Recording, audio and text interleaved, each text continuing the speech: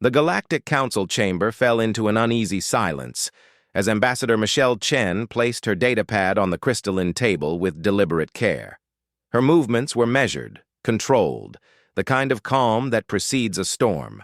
Beside her, Commander Jeremy Morrison stood with his arms crossed, his jaw set in a hard line that spoke volumes without uttering a single word. "Ambassador Chen," Council Prime Vex Thor clicked through his translator, his chitinous plates shifting with what might have been nervousness.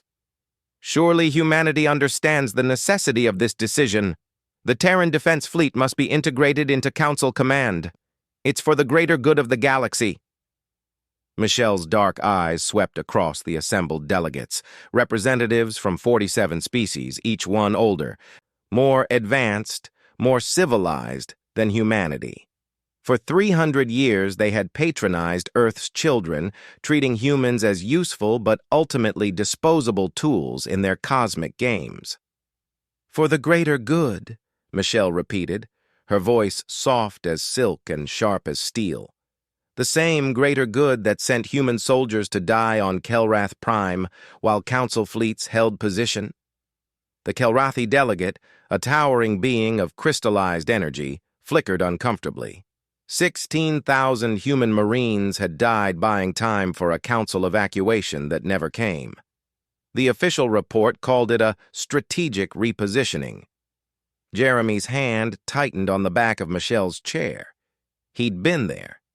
He'd pulled survivors from the burning ruins while watching Council ships jump to hyperspace, leaving them to face the Devourers alone. "That was unfortunate," Vex Thor conceded, "but isolated incidents cannot—" "Isolated?" Michelle interrupted, standing now. "Shall we discuss Frontier Station Gamma, or the Proxima colonies? Or perhaps the 72 research expeditions where human scientists mysteriously disappeared after making breakthrough discoveries that later appeared in Council databases?" The chamber erupted in clicking, whistling, and electronic protests. Michelle waited, patient as stone, until silence returned. "Humanity has given you 3 centuries," she continued. 3 centuries of loyalty, of sacrifice, of asking for nothing more than to be treated as equals rather than convenient foot soldiers. She glanced at Jeremy, who gave her an almost imperceptible nod. "Today, you've asked for our complete military submission. You've demanded we surrender the only thing that makes us your partners rather than your subjects. This is outrageous!" The Altherian delegate's tentacles writhed in agitation. "Humanity would be nothing without Council support. We gave you hyperdrive technology. We opened the stars to you."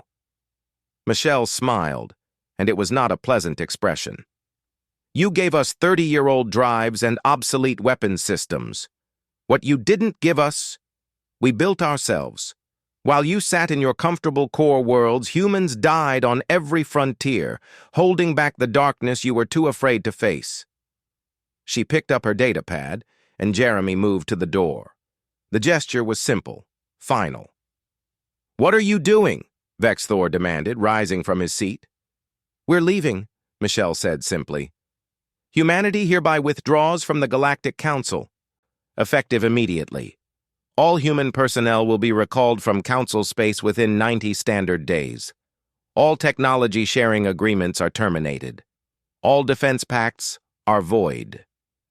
"You cannot," the Kelrathi delegate began. "We can," Jeremy spoke for the first time, his voice carrying the weight of every human who died under Council indifference. "And we are. This is suicide." Vex Thor's translator crackled with panic. "The Devourer swarms are expanding. The Void Collective grows stronger. You need us." Michelle paused at the door, looking back over her shoulder. "No, Prime Vex Thor, you need us. You've always needed us. You just never wanted to admit it." The doors sealed behind them with a whisper of escaping air. 6 months later, Vex Thor stood in the ruins of what had been Kelrath Prime's sister world. The Devourer swarms had swept through the outer territories like a plague, and without human fleets holding the frontier, There was nothing to slow them down. Council losses were catastrophic. Entire species faced extinction. The great civilizations that had ruled the galaxy for millennia discovered what humanity had always known. Survival requires sacrifice, and they had grown too comfortable, too dependent on human blood to pay their bills. "Incoming transmission," his aide announced. "It's from Earth." Michelle's face appeared on the holographic display. She looked older, tired, but unbowed. "Prime Vexthor," she said without preamble. "I understand you wish to speak with us." "Ambassador Chen," he clicked desperately. "The situation is dire. We're prepared to discuss new terms." "We don't want terms," Michelle interrupted. "We're not coming back to save you. We're not your shields anymore." Vexthor felt his confidence crumble. "Then why did you accept this call?" Jeremy appeared beside Michelle on the screen. "We're calling to offer refugee status. Any species, any individual who wants to evacuate to human space will be welcomed. We won't leave sapient beings to die, even if their governments abandoned ours." "But you won't fight?" Vexthor asked, already knowing the answer. "We'll defend our borders," Michelle said.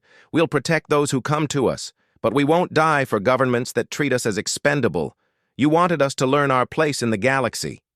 Her smile was bitter. "Consider the lesson taught." The transmission ended, leaving Vexthor alone with the consequences of 3 centuries of arrogance. Outside the window, Council ships burned in orbit, and he finally understood what humanity had been trying to tell them all along. Respect isn't given to the powerful, but to those willing to walk away when dignity demands it.